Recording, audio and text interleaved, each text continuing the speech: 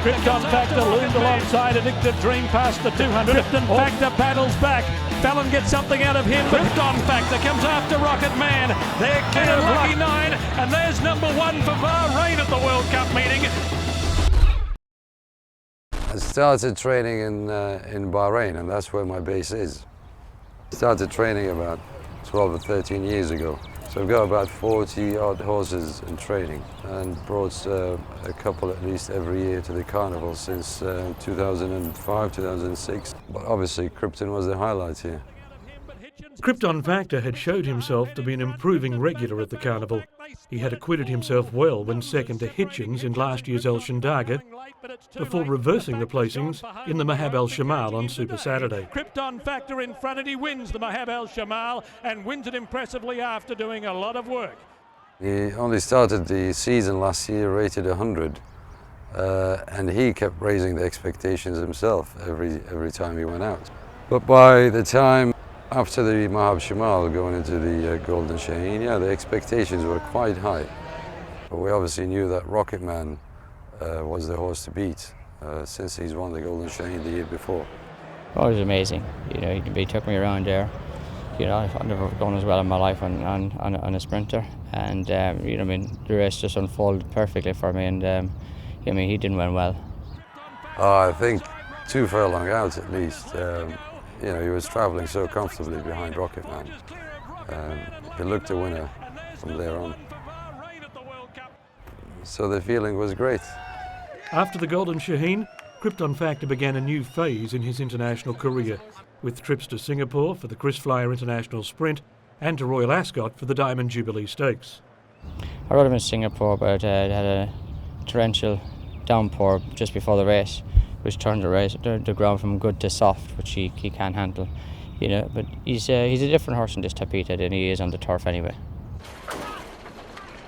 Ascot, the ground was slightly better than Singapore. It was marked as good to soft that day. So we thought he'd go better on that, which he did, but not good enough. But obviously you can excuse him because Black Caviar was dominating that race. After finishing 6th behind Black Caviar at Royal Ascot, Krypton took some time off at Fawzi's property in Newmarket.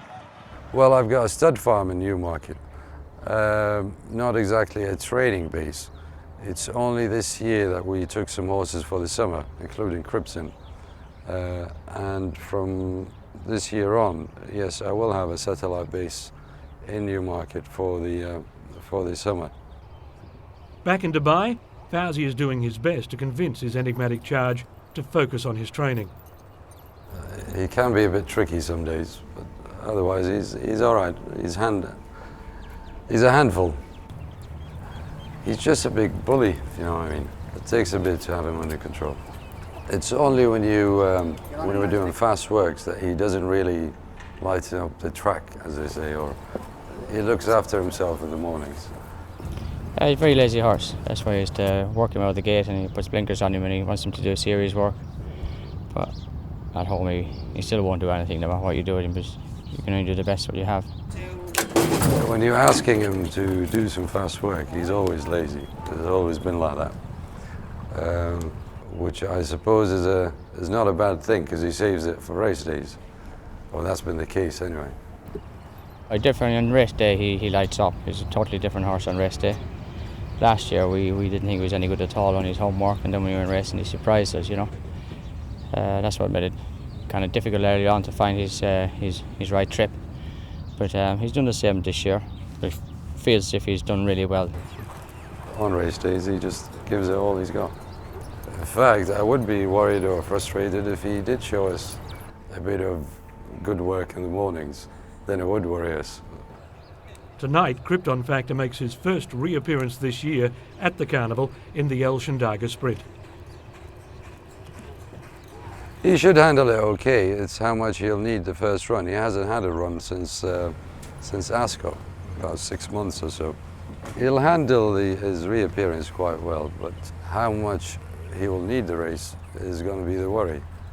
But obviously we don't want him to peak for the Shandaga. We want him to peak somewhere in March. So we'll see. You know, he carries a reputation now. So yes, there's a bit of pressure that he should win it again. Whether that happens or not, we'll find out soon.